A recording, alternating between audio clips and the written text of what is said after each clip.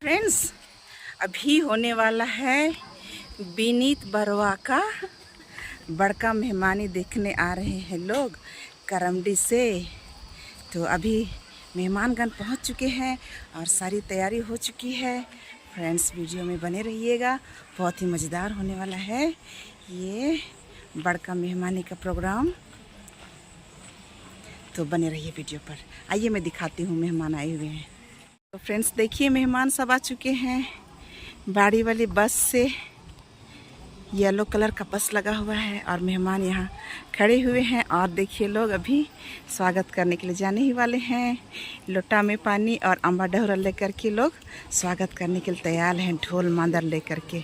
और इस तरह से लाइन लगा रहे हैं। देखिएगा, अभी जल्दी शुरू होने वाला।